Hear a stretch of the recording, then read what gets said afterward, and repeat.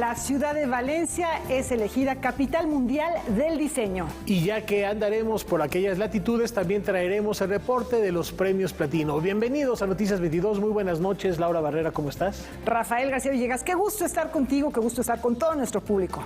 Hola, Laura Regis, en la traducción de lenguas de señas mexicana. Y antes de viajar por el mundo, vamos a empezar con cuestiones locales que nos llenan de orgullo. ¿Con qué, Laura? Fíjate que sí, Rafa, es algo interesante, es una buena noticia para nuestro patrimonio cultural, porque el Instituto Nacional de Antropología e Historia tiene un proyecto para rescatar el Ateneo Peninsular. Veamos de qué se trata. El Ateneo Peninsular de Mérida, edificio emblemático de la capital yucateca, declarado monumento histórico hace 40 años, será sometido a un proceso integral de conservación y restauración por parte del INAH, tras haber sido ocupado durante décadas por locatarios y comerciantes. Las acciones del INAH iniciaron en mayo del año pasado con la recuperación administrativa del inmueble. Hoy, casi a un año de que el inmueble ha estado en administración del INAH, que el inmueble ya puede recuperar poco a poco las características originales de este espacio. Lamentablemente, las alteraciones diversas de todo el edificio original pues hicieron que perdiera pues las características históricas, tipológicas del propio edificio. El inmueble actualmente ya está siendo sometido a un proceso de obra preliminar consistente en la demolición de todos los agregados o liberación de los agregados no históricos para desnudar el edificio y poder, pues ahora sí, diseñar un proyecto de intervención mucho más completo que permita recuperar el espacio con sus características originales.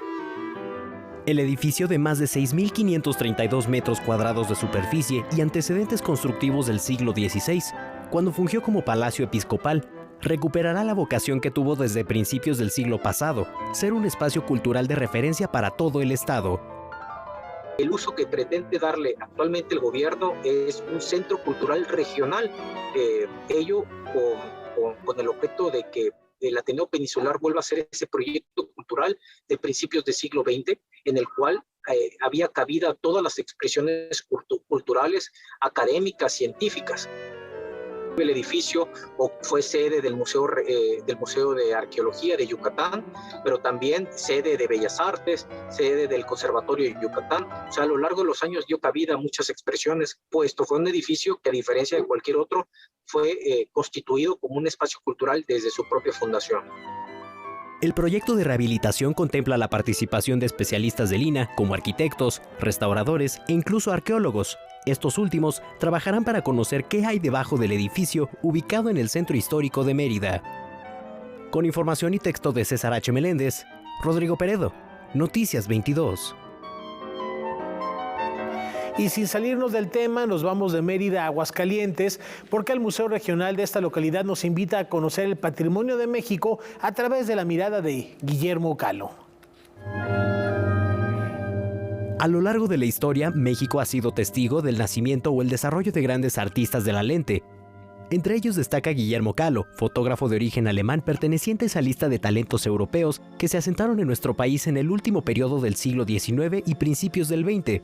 Esto era un reflejo también de la bonanza económica que existía en nuestro país. Guillermo Kahlo llegó desde Alemania pues como fotógrafo a tierra fértil, ya que si bien ya había varios fotógrafos que habían desarrollado este trabajo en nuestro país, pues él llegó con una mirada muy diferente, sobre todo reflejo de su propia personalidad muy tranquila, muy reflexiva, muy analítica.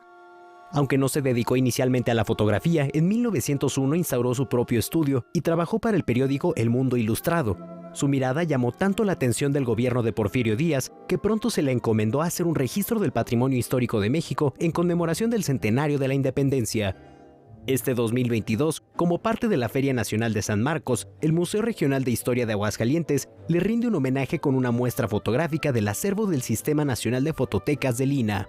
Nosotros hicimos una selección de este gran abanico de fotografías que tienen en el acervo y lo redujimos a 24 piezas que son las que nuestros visitantes podrán disfrutar en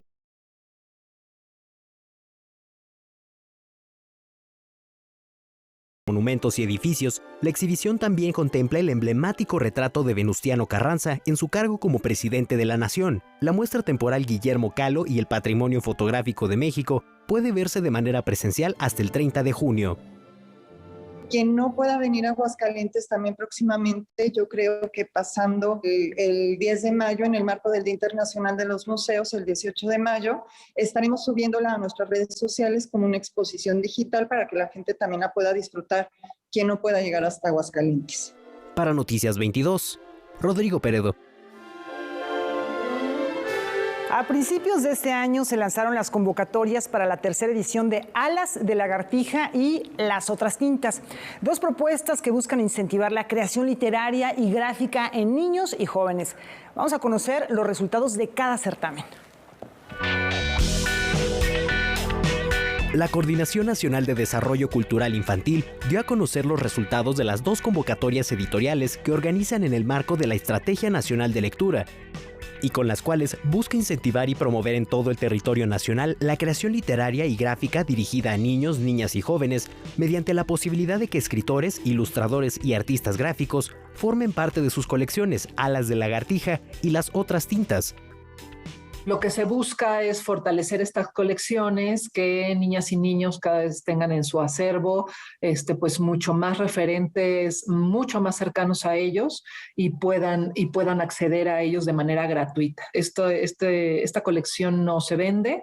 Esta colección es totalmente gratuita y la gente la puede consultar en nuestras redes sociales. En la página de Alas y Raíces están todas las obras en PDF, además de que se distribuyen ejemplares alrededor del país. Puede ser una obra que vaya dirigida a primera infancia, de 0 a 5 años, puede ser una obra que vaya dirigida a niños y niñas de 6 a 12 años, o puede ser una obra que vaya dirigida a adolescentes. En esta, su tercera edición, ambas convocatorias recibieron más de 800 obras inéditas provenientes de las 32 entidades del país. Alas de Lagartija, convocatoria dirigida a la creación literaria en los géneros de narrativa, dramaturgia, poesía y ensayo, recibió 694 propuestas, de las cuales se eligieron 10 obras ganadoras, 3 novelas, 4 trabajos de poesía, 2 de cuento y 1 de dramaturgia.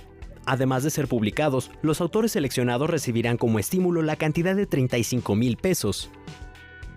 Y la otra convocatoria es Las Otras Tintas. Esa es una invitación igualmente a artistas gráficos, artistas visuales y literatos a que sumen esfuerzos y construyan una obra gráfica, ¿no?, en donde se pueda plasmar también ideas enfocadas a la infancia o a la adolescencia. Generalmente son colectivos los que acceden a esta convocatoria de Las Otras Tintas. En el caso de la convocatoria Las Otras Tintas, se seleccionaron 3 títulos de entre un total de 107 obras participantes, en los rubros de novela gráfica, cómic, historieta o álbum ilustrado. Los ganadores recibirán la cantidad de 50,000 pesos.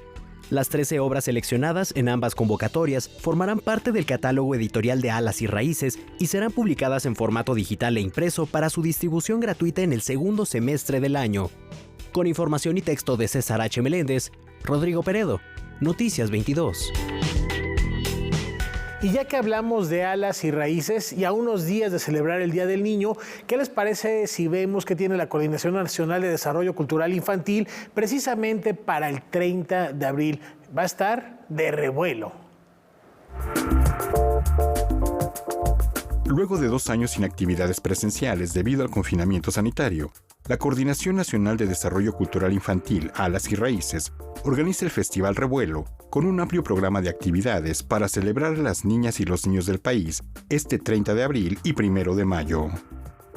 Entonces, justamente por eso el revuelo se hace en el Centro Cultural Los Pinos, arropados también por 11 niños y también por el Sistema Nacional DIF y por el Complejo Cultural Los Pinos. Vamos todos juntos con este revuelo, haciendo actividades que van desde conciertos de música, espacios para primera infancia, espacios de lectura y espacios de narración y de oralidad, y también un espacio de talleres. Las 160 actividades se llevarán a cabo en el Centro Cultural Los Pinos, así como en 11 sedes de la metrópoli y 12 estados del país. También vamos a estar en el Sencali, que es un espacio de patrimonio, de memoria, de remembranza, en donde habrá talleres también abocados a la gastronomía de nuestro país para niñas y niños. Se suma también con nosotros las Utopías de Iztapalapa, el DIF de la Ciudad de México, que van a tener su evento en la Plaza de la Revolución. Este año, la única actividad en línea será un taller de poesía impartido por la escritora chilena María José Ferrada, el 30 de abril a las 15 horas y el 1 de mayo a las 11 de la mañana. En el Centro Cultural Los Pinos, los más pequeños podrán disfrutar de una instalación acústica inmersiva.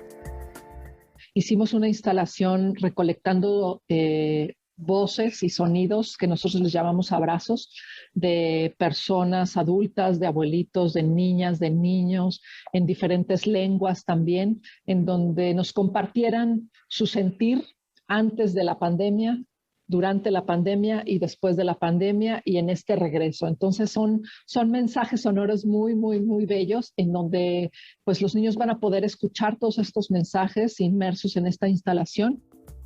La programación completa del Festival Revuelo está disponible en el sitio de Alas y Raíces. Noticias 22, Víctor Gaspar. Recordarán que hace algunas semanas les hablamos sobre el primer libro de Diana Bracho, Pronóstico Reservado. Bueno, pues mañana jueves, 28 de abril, a las 6 de la tarde, la autora va a presentar su obra en la Biblioteca Iberoamericana Octavio Paz como parte de la programación Guadalajara, Capital Mundial del Libro. No se lo pierdan, va a estar muy interesante este lanzamiento, el lanzamiento de esta publicación. Tenemos una pausa.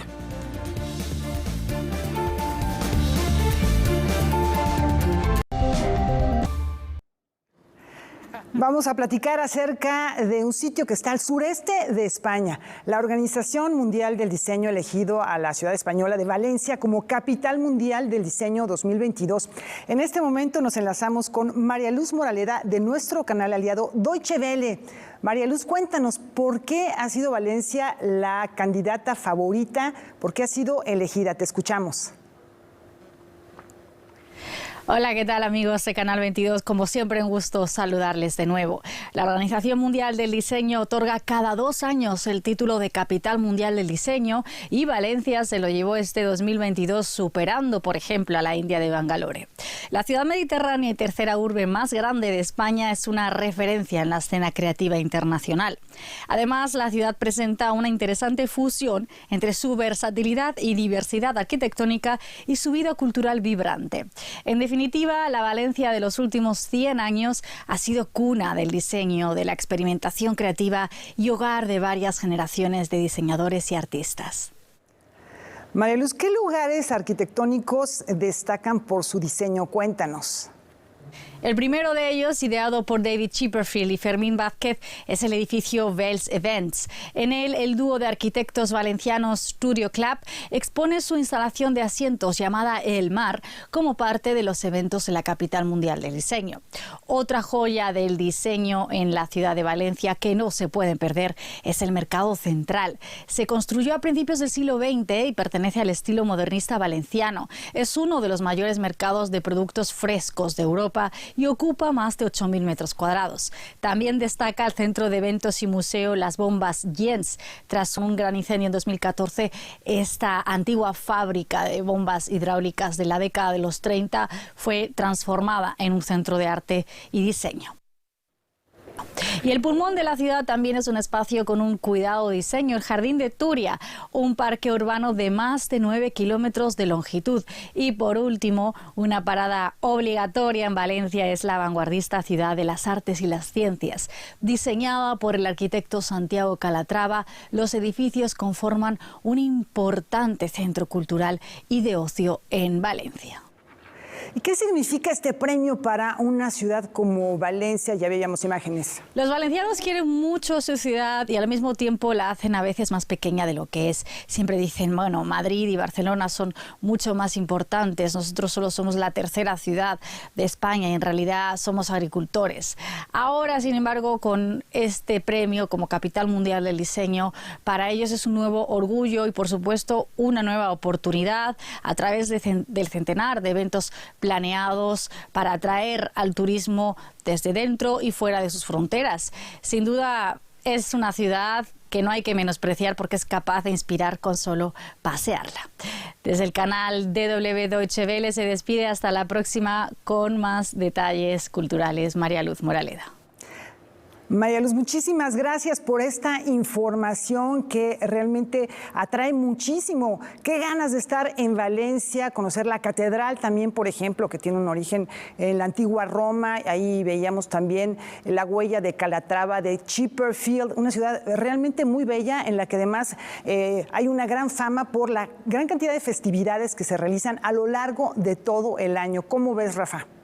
Fascinante, Laura. En efecto, se antoja conocerlo, sobre todo disfrutar de esta convergencia de historia, de tradición, de arquitecturas que nos remontan a siglos en el pasado, pero también nos hacen celebrar una ciudad que ha abrazado el futuro y el presente de una manera extraordinaria en el mar Mediterráneo. Además que, imagínate, la vacación ideal, Laura, hay que ir a Valencia. Hay que ir a Valencia, disfrutar de estos paisajes y también de la gastronomía que tiene. Vimos algunas imágenes, hay que buscar más para adentrarse a la oferta gastronómica del mercado de Colón, que es una belleza desde el punto de vista arquitectónico, un rescate, pero además tiene una enorme diversidad de posibilidades gastronómicas. Además, famosos los huevos a la valenciana. Los huevos a la valenciana. Platillo típico, habrá que probarlos. Habría que ver. ¿Y qué te parece si ahora del mar Mediterráneo, es el mismo océano, pero viajamos, pasamos las penínsulas y llegamos al mar Caribe, ahí en Cuba, porque continúan las actividades de la 30ª Feria Internacional del Libro de La Habana? Saben que México es el país invitado de honor y aquí el reporte de esta noche. Desde México llegó a Cuba el historiador Felipe Ávila para compartir con el público de la Feria Internacional del Libro de La Habana el proceso creativo que lo llevó a escribir su más reciente publicación, El asesinato de Zapata, con el que el autor reconstruye el trágico acontecimiento del caudillo del sur. Pues este es un pequeño libro que es una síntesis de las circunstancias que hicieron que Emiliano Zapata fuera asesinado a traición en la hacienda de Chinameca el 10 de abril de 1919. El historiador de la Revolución Mexicana comentó que Zapata es el mejor representante de la lucha por la tierra, la justicia, la libertad y la dignidad de los campesinos en México y América Latina. Agregó que este libro está ilustrado con las caricaturas del monero Antonio Helguera, fallecido en junio de 2021. Y este es su último trabajo, son las últimas caricaturas que hizo Antonio Helguera, un gran caricaturista mexicano. Además de la presencia de Felipe Ávila, las actividades de este encuentro también contemplaron la participación del escritor Horacio Porcayo para hablar de la ciencia ficción en México y de la antropóloga Elisa Ramírez, que presenta el libro Mitos y Cuentos Indígenas. Noticias 22, Karen Rivera.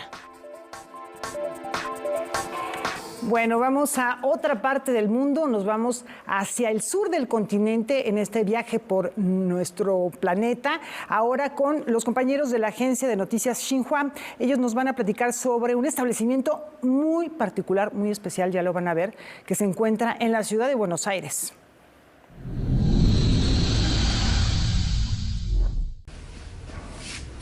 Una librería de la ciudad argentina de Buenos Aires atesora y protege libros, un invento considerado perfecto por los responsables del establecimiento. Se trata de la antigua librería Fernández Blanco, llamada en la actualidad Aquilanti y Fernández Blanco, luego de la unión de dos establecimientos como casa de más de 200.000 ejemplares. Es la popularización de las ideas, es la posibilidad de que el pensamiento llegue a más gente, ¿no? O sea, el libro nace al principio para muy pocos y luego la imprenta hace que se popularice, democratice la información. Realmente creo que conservar los libros es conservar a la humanidad. El editor y coleccionista mencionó también dentro de estos descubrimientos la computadora y la inteligencia artificial, pero puntualizó que el libro nació perfecto y sigue perfecto. El establecimiento atrae con su acervo a coleccionistas de ejemplares antiguos, así como a quienes encuentran placer en la lectura y visitan el lugar por el entorno cultural que recrea. Aquilanti, quien supo reunir la mayor colección en Argentina de la obra del escritor argentino Julio Cortázar, autor de la célebre obra Rayuela, añadió que también concurren al lugar coleccionistas a buscar primeras ediciones, libros raros, libros emblemáticos de la historia argentina y también lectores en general, estudiantes y amantes del libro. Entre los libros de literatura iberoamericana y argentina, así como de historia, política, economía, arte, geografía y viajes, Aquilanti y Fernández Blanco custodia el acervo escrito del país sudamericano. Con información de la oficina en Buenos Aires, Argentina, Noticias Xinhua. Gracias a nuestros amigos de Xinhua, y para quienes somos románticos y que preferimos el libro en papel, bueno, aquí esto es un museo, un tesoro, el que habrá que visitar, por supuesto, algún día. Y regresando a estas latitudes, Víctor Zapatero y Cristóbal Marillán nos sumergen en un viaje laberíntico por el bosque con una nueva experiencia lumínica en el Teatro Sergio Magaña. Al Teatro Sergio Magaña llegó la experiencia inmersiva El Bosque, instalación lumínica creada por el reconocido artista Víctor Zapatero en complicidad con el compositor Cristóbal Marillán y el realizador audiovisual Rubén Enoch. El Bosque es una pieza inmersiva diseñada para que el espectador viva una experiencia personal en relación a la luz y el sonido. Es una experiencia que dura nada más 13 minutos, pero que aún así la gente logra entrar y adentrarse en algo que incluso rompe la dimensión del tiempo y el espacio. Proveniente del mundo del teatro, donde ha desarrollado una extensa trayectoria como iluminador escénico, Víctor Zapatero quiso crear una experiencia en la que el espectador pudiera vivir en carne propia los efectos sensoriales de la luz y el sonido, y donde el bosque se convierte en una metáfora de nuestras propias emociones. De una manera abstracta se va narrando una historia a través del audio, principalmente que la música la hizo Cristóbal Marillán, que es un artista joven mexicano muy talentoso que ha estudiado en China y en Nueva York y en Emiratos Árabes. Y ahora en México, ha hecho mucho teatro y entonces puede narrar a través de los sonidos una historia que yo le conté, que es muy personal, pero que fue un pretexto para hacer esta obra y que cada quien tuviera su propia lectura, porque con estos lenguajes abstractos que son la música y la luz, pues cada quien tiene su propia lectura.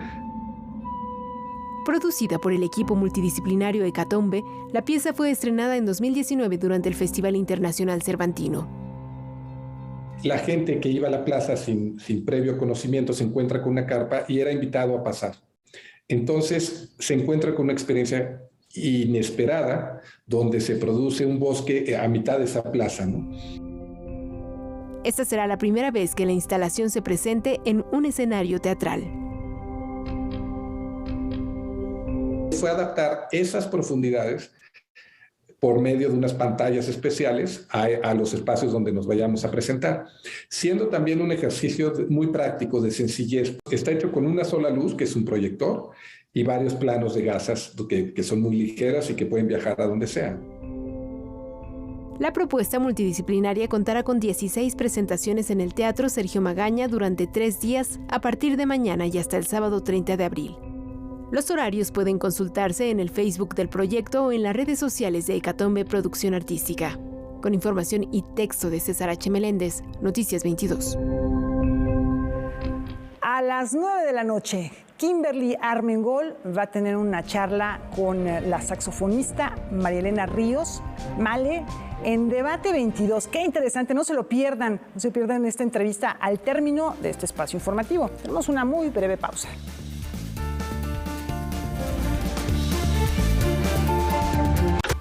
Continuamos nuestro recorrido por el mundo y ahora volvemos a España. Ya se encuentra Julio López en el preámbulo de lo que serán los premios Platino. Mi querido Julio, ¿cómo estás? Muy buenas noches.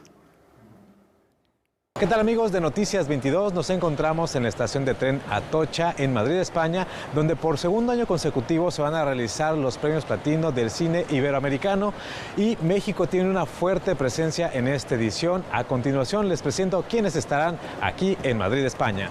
Bienvenidos a los premios Platino. Este 2022 participaron en el proceso de selección de la 9ª edición de los Premios Platino 670 películas y 144 series provenientes de 23 países. En esta primera etapa, México tenía inscritas 71 películas de ficción, 22 documentales, 3 largometrajes de animación y 19 series. Después de una extenuante selección, solo 4 películas y 2 series mexicanas llegaron a la última etapa. En total, todas las producciones suman 10 nominaciones. Mejor película iberoamericana de ficción. Noche de Fuego. Noche de Fuego de la directora Tatiana Hueso tiene 3 candidaturas en las categorías de Mejor Película, Mejor Dirección y Mejor Coactuación Femenina. El filme retrata cómo la violencia y el narcotráfico han permeado la vida cotidiana de un pequeño pueblo. Tenemos que irnos de aquí. Por su parte, Los Lobos de Samuel Kishi obtuvo 3 nominaciones en las categorías de Mejor Música, Mejor Montaje y el Premio Platino al Cine y Educación en Valores. La película gira en torno a una madre y sus 2 hijos que se ven obligados a migrar a Estados Unidos en busca de una vida mejor. Sin Señas Particulares de Fernanda Valadez está nominada en la categoría de Mejor Ópera Prima. Esta es la historia de una madre que busca desesperadamente a su hijo en la frontera norte. El Diablo entre las piernas del director Arturo Ripstein obtuvo una candidatura en la categoría de Mejor Montaje. El filme muestra un matrimonio decadente, una relación de pareja dominada por la ira y los celos. Además, Diego Boneta está nominado en la categoría de Mejor Actor por Luis Miguel la serie, y la actriz Rosa María Bianchi disputa el premio Platino a Mejor Actriz de Reparto por la serie Monarca. La gente espera. Aunque no es una película mexicana, cabe resaltar la nominación de Ilse Salas en la categoría de Mejor Actriz por la película colombiana Plaza Catedral. Los premios Platinos se otorgarán este 1 de mayo en Madrid, España. Bueno, pues ahí lo tienen y la verdad que el talento mexicano está en todas partes. Piano, la productora de cine y distribuidora mexicana, también tendrá presencia pero en el Festival Internacional de Cine de Cannes. Piano se ha convertido en una de las productoras mexicanas que más presencia ha tenido en el Festival Internacional de Cine de Cannes en años recientes. En 2018 participaron en la competencia oficial con La daga en el corazón del director Jan González. En 2021, coprodujeron 3 películas: Annette, de Leos Carax, Memoria, de Apichatpong Veracetakul y La isla de Bergman, de Mia Hansen-Løve. Ahora regresan a este encuentro cinematográfico a la sección oficial, acompañando a la película Triángulo de la Tristeza, de Ruben Östlund. Desde muchísimo antes de conocerlo, teníamos su cine como un gran referente para nosotros. Luego se dio que Rubén fue jurado en Sundance el año que estuvo tiempo compartido ahí y él fue el que nos otorgó el premio a Mejor Guión, ¿no? Entonces, ahí fue cuando lo conocimos personalmente. Justo la película está terminándose ahorita, estoy muy emocionado con ella y sí va a tener la oportunidad de estar en Cannes. Ruben Östlund ha triunfado en 2 ocasiones en Cannes. En 2014 se llevó el premio del jurado en la sección Una cierta mirada por la película Fuerza Mayor. Y en 2017 se llevó la Palma de Oro, máximo galardón del certamen, con The Square. Paralelamente, Piano prepara en México el estreno de Malitzin 17, la película póstuma de Eugenio Polgovsky, y del documental Pobotsu Noche Blanca de Tania Jimena Ruiz y de Yolotl Gómez.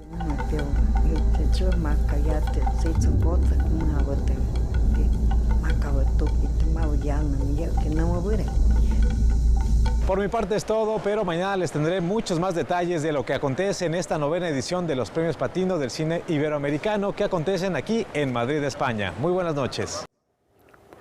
Hasta mañana, Julio, con toda la información desde allá. Y fíjense que el próximo viernes 29 de abril, Canal 22 va a transmitir por primera vez un ensayo videográfico de Edgar Pulido sobre el viaje que hizo Salvador Elizondo cuando México fue invitado de honor en la Feria del Libro de Frankfurt. Vamos a ver. Lo que se ve al fondo es la pequeña ciudad balnearia de Schlangenbad. En 1992, México y sus letras fueron los invitados de honor a la Feria del Libro de Frankfurt. Entre la pléyade de escritores nacionales que se dieron cita en el encuentro editorial, se encontraba Salvador Elizondo, una de las plumas más originales de su generación.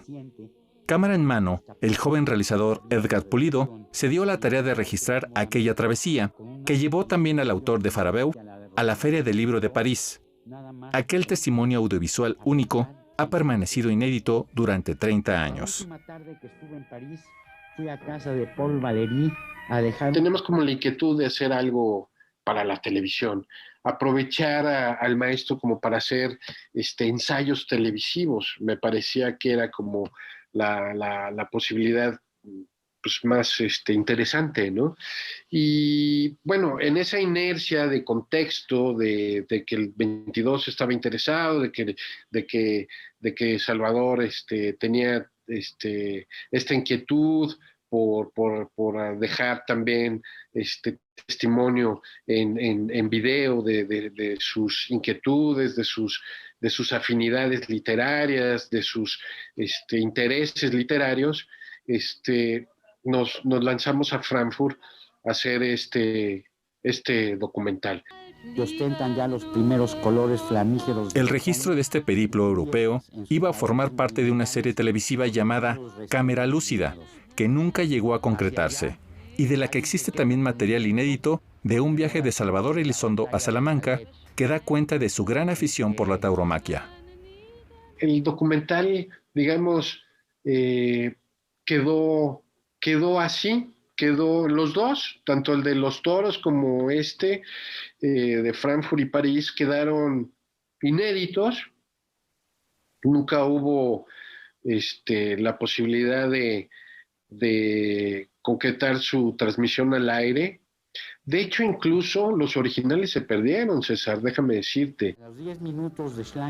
Este viernes 29 de abril a las 11:30 de la noche, Canal 22 transmitirá por primera vez el ensayo videográfico de Edgar Pulido sobre el viaje de Salvador Elizondo a Frankfurt y París, titulado Cámara Lúcida, como el libro de Elizondo y el fallido proyecto televisivo a 30 años del registro de este material invaluable y con motivo de los 50 años de la publicación de El Grafógrafo. Ahora que estoy otra vez volviendo a ver, ¿no? El material que me he metido otra vez con él, bueno, pues ¿cómo te diré que me entra una especie como de nostalgia, ¿no? De añoranza, del cariño, ¿no? Y de la admiración que le tengo a Salvador Elizondo. Con información de César H. Meléndez, para Noticias 22, José Meléndez. Donde en su ausencia fui espléndidamente recibido por su sobrina. Imperdible, la invitación está hecha para el próximo viernes y seguimos hablando de cine. Como bien saben, Procine es un fideicomiso que busca promover e impulsar el desarrollo de la industria cinematográfica mexicana en el corazón de nuestro país. Los proyectos que participaron en la convocatoria 2021 tuvieron que abordar la prevención de la violencia contra la mujer. Noticias 22 tuvo la oportunidad de platicar con dos realizadoras que participaron y que fueron beneficiadas por este fideicomiso. Es el huérfano, se le murió a su papá. 13 cortometrajes fueron beneficiados por el fideicomiso para la promoción y desarrollo del cine mexicano en la Ciudad de México. Las temáticas que tuvieron que abordar en las dos primeras convocatorias fueron derechos humanos en época de pandemia y consecuencias y afectaciones en los niños, niñas y adolescentes durante la pandemia. Esta película, bueno, es un cortometraje, como bien sabemos, de 15 minutos, que habla de dos niñas de distintas clases sociales, Marina y Andrea, que se conocen durante el confinamiento en los techos de sus edificios porque no tienen otro lugar donde jugar, ¿no? Y entonces esta amistad las lleva a sobrepasar de una manera distinta y a llenar sus corazones durante esta pandemia, hasta que la repentina separación de los padres de Marina hace que estas amigas se tengan que separar. La tercera convocatoria fue para realizar filmaciones que tuvieran como tema la prevención de la violencia contra las mujeres durante la pandemia. La historia se trata de dos vecinas. Vemos el mundo a través de los ojos de Tania, que es una chica que vive sola, su familia no está en la Ciudad de México, ella es una pintora Entonces vive sola estos meses de la pandemia, ¿no? Está sola en su departamento, sale a correr a veces y tal, y sobre todo pues, se dedica a pintar en su estudio y tal. Y detrás de la pared que une dos departamentos vive Raquel y su pareja, ¿no? Entonces, Tania trata de conectar con Raquel de varias maneras, trata de acercarse, pero Raquel siempre pues la aleja, no está interesada en mantener ninguna conversación con ella. Y pues poco a poco nos vamos dando cuenta que Raquel está viviendo una muy dura situación de violencia doméstica. Y bueno, pues finalmente un poco el mensaje es ese, ¿no? O sea, de todos estos casos de violencia doméstica que se incrementaron de manera brutal durante la pandemia. Noticias 22, Alberto Aranda. Hoy en nuestra cápsula Cultura, en un minuto vamos a conocer los 3 ejes temáticos que se van a abordar en el Festival Internacional de Fotografía de México, Foto Septiembre 2022. Y con esta información vamos a una muy breve pausa. La Secretaría de Cultura, a través del Centro de la Imagen, convoca a la comunidad fotográfica a formar parte de Foto Septiembre Red de la Imagen 2022. La Red de la Imagen es un espacio plural de enlace y difusión para la fotografía en y desde México. Las muestras inscritas se sumarán al programa expositivo de Foto Septiembre y aparecerán en la memoria del festival que publicará el Centro de la Imagen. La temática, Territorio. Foto Septiembre 2022 estará dedicado a distintas formas de representar y abordar las nociones de territorio. El tema se abordará desde 3 ejes temáticos. Cosmovisiones. Abordará las múltiples identidades e imaginarios como un espacio político en el que se contemple la defensa de la vida y la presencia de otros mundos. Ecologías. Indagará en la relación entre sistemas de producción, tecnologías y naturaleza, el uso y explotación de recursos naturales, la crisis ambiental, la diversidad biocultural, los proyectos extractivos y las resistencias generadas en la lucha por la supervivencia y la defensa del territorio. Y por último, espacialidades. Explorará las diversas nociones de territorio desde los derechos a la ciudad y los servicios, la tensión entre lo público y lo privado, hasta las comunidades y colectividades, así como migraciones, desplazamientos forzados y crisis fronteriza. Óscar Helguera, Noticias 22.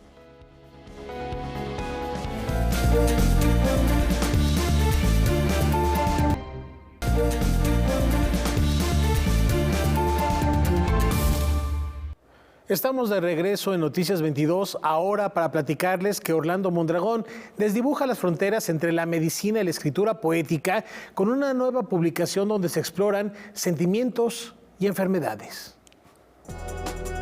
Orlando Mondragón se suma a la lista de médicos que buscan en la poesía una forma de expresar lo que viven en los hospitales. En su más reciente libro, Cuadernos de Patología Humana, lo que hace es una exploración por sus sentimientos al ver la vida y la muerte. Reconoce el trabajo de sus compañeros de enfermería y limpieza, pero también expresa su preocupación al saber del cáncer de garganta de sus colegas doctores. Al inicio, comienzo primero con el acercamiento hacia el cuerpo, ¿no? Hacia el cuerpo enfermo, y comienzo en la sala en la sección de ginecología, una sala de maternidad, ¿no? Porque es una forma también de abrirme hacia el poema, abrirme hacia el lenguaje también, que es también uno de los primeros poemas. El primer pretexto para iniciar los poemas en prosa, que es el color rojo, hablo del código mater, ¿no? El código rojo, que es cuando la vida de una paciente embarazada está en peligro.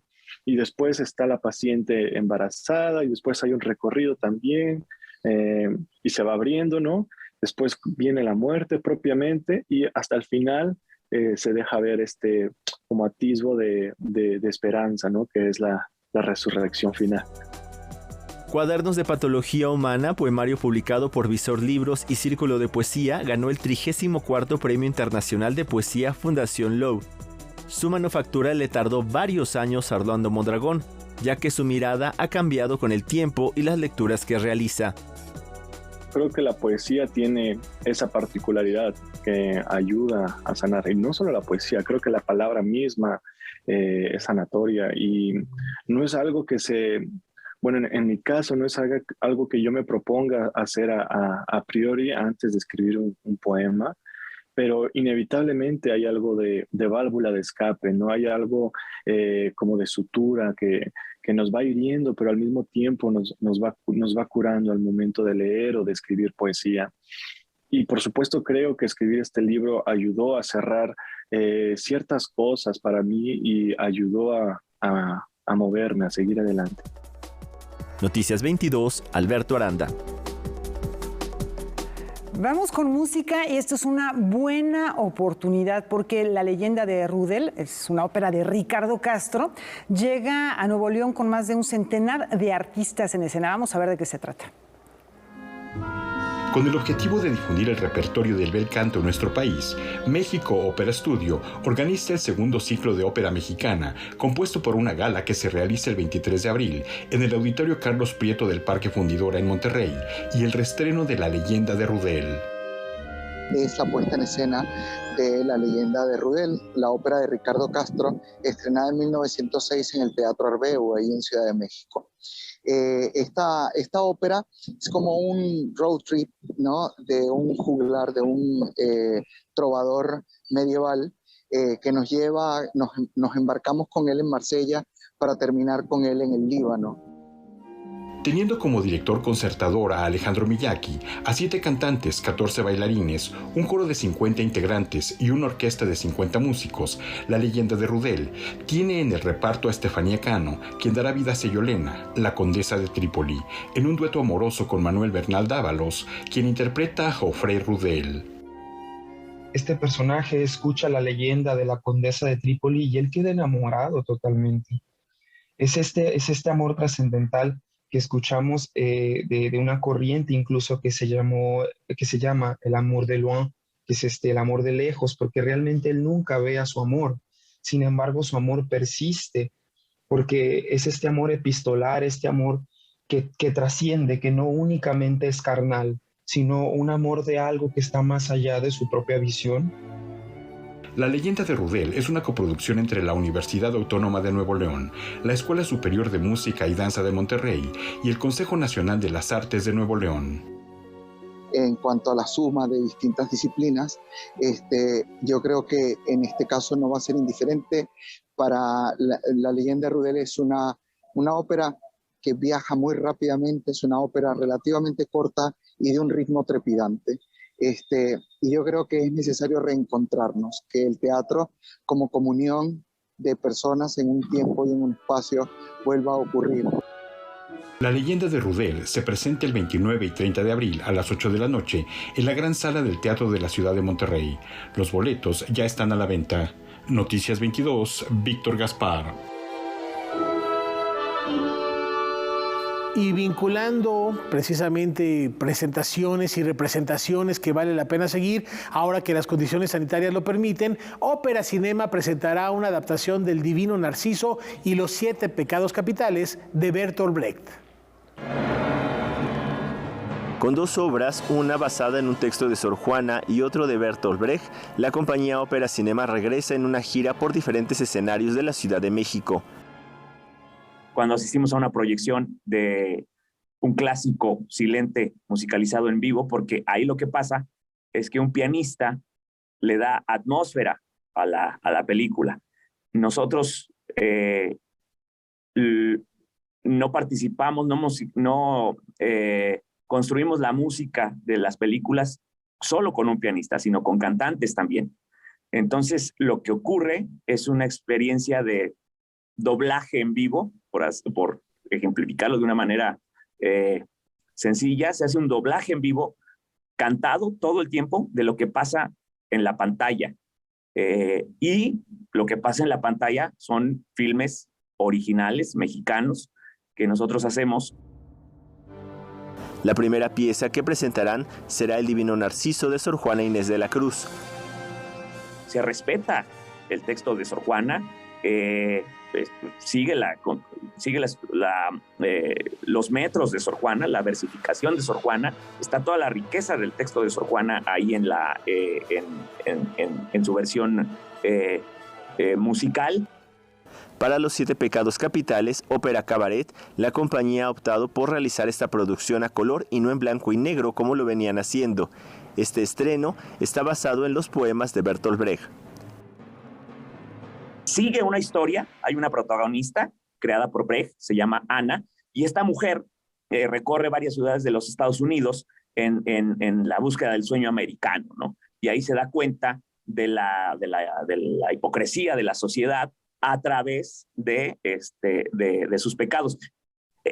Es muy contrastante, justo como lo mencionaste, a lo que vamos a ver en Sor Juana, ¿no? En vez de un discurso religioso, aquí vemos un discurso totalmente antirreligioso, ¿no? Aquí sabemos que Brecht era un crítico, era una mente aguda y crítica, entonces lo que hace es burlarse de la hipocresía de una sociedad tan fanática como es la norteamericana, que bueno, nosotros no cantamos malas rancheras en ese sentido, ¿no? Entonces, en cada uno de los pecados, reflexiona sobre cómo esta mujer, la protagonista, Ana, tiene que lidiar con ellos para ganarse un lugar en la sociedad. El Divino Narciso de Sor Juana Inés de la Cruz, música de Juan Trigos, será el 5 y 8 de mayo a las 20 horas en el Teatro Sergio Magaña y el 18 y 25 de mayo a las 20 horas en la Sala Blas Galindo del CENART. Los Siete Pecados Capitales se presentarán el 11 de mayo a las 20 horas en la Sala Blas Galindo del CENART, el 12 a las 20 horas en el Teatro Javier Barros Sierra de la FE Zacatlán y el 28 a las 19 horas en el Teatro María Teresa Montoya. Noticias 22, Alberto Aranda.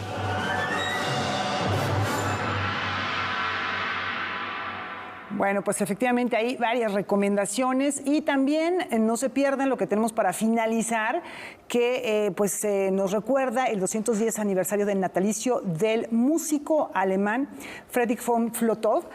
Exactamente 200 años de su nacimiento. Él estudió en el Conservatorio de París y de ahí que muchas de sus obras fueron escritas en francés, Rafa.